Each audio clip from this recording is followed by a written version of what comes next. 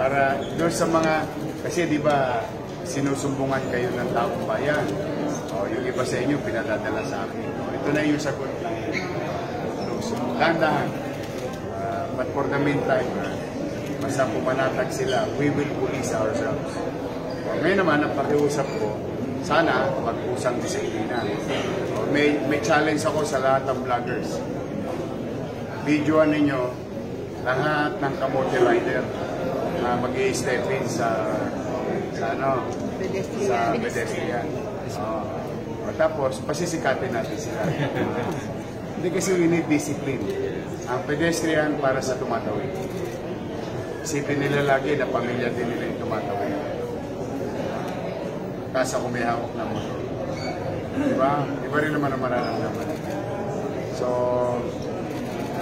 magigisuyo tayo sana. Kami ni Chi Atienza, ni Director Dennis Biahe, sa na namin mga kasama enforcement unit, at si Major Apostol ng MDTU, Manila District Traffic Enforcement Unit. Lahat kami, gusto natin maayos. Sa Manila, traffic. Always like that. Kasi sentro tayo ng komersyo, pabalikan ng produkto. But we can manage traffic. The listing na mabibigay natin sa top 5. Yun ang... So, tulungan nyo. Lahat ng kamoting driver, ha? So, pag nakita nyo sa pedestrian, tagdudan nyo, ha? Oh, thank you very much sa inyo. Thank you. God first.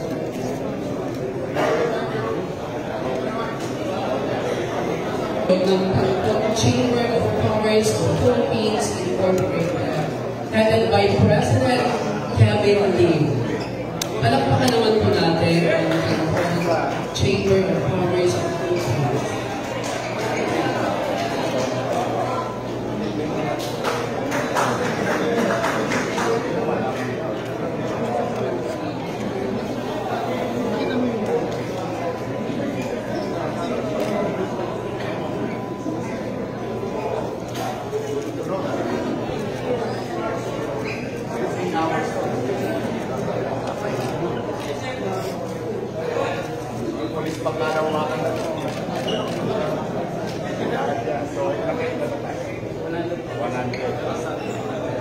Pero random area ka.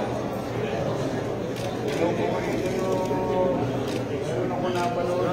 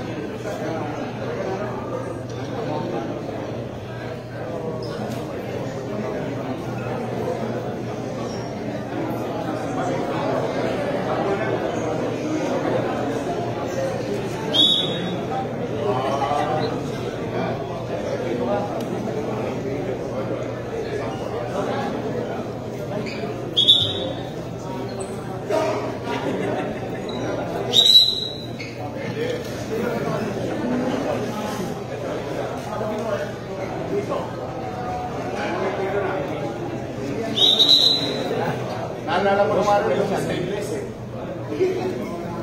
Yung sa lace mo.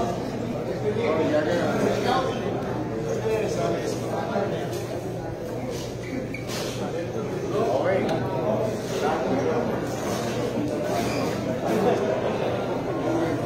Nakala. Bakit? Donation na ito. Madali mo ba yung napayo?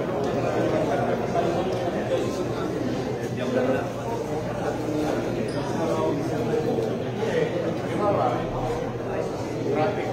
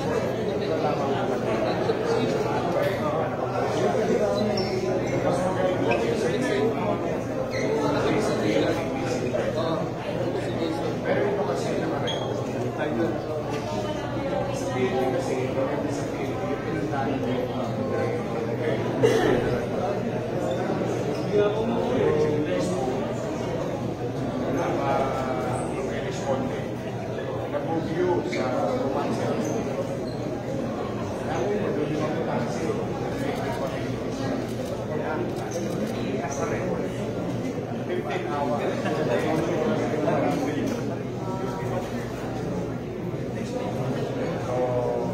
kahit pa paano, may certain level. Pwede pa rin.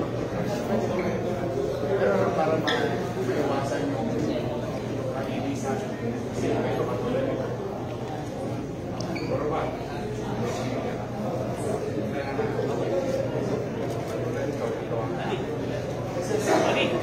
Di ba wala? Ang ganito. Walang kasalanan ginawa. Dahil sa akusasyon ng Estado, masira ang kanya. Ito naman ito. Kasi manner, dapat isipin ka kung wala ko. Paano kung masira ang kanya? Or iba yung disposo baka naman talaga wala kasalanan. Gusto ko lang tumaki. So, it serves both ways. For their protection and the protection of the driver. Mamamayan. Malalaman namin, iba na pilakan. May nangyari. Tama na.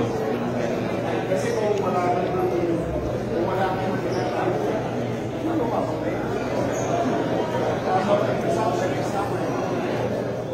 Kaya yung mamamayan talaga mag-iwan. Isa naman, tulad niya, pedestrian din. Inuwi niya, nandun yung bulong. Kaya yung nabidyoan niya. Nabidyoan niya, una pa lang. Tapos ngayon, umatras yung pasay. So, yung violator, may kinita rin na wala sa violator. Wala record na namin. Kaya pala.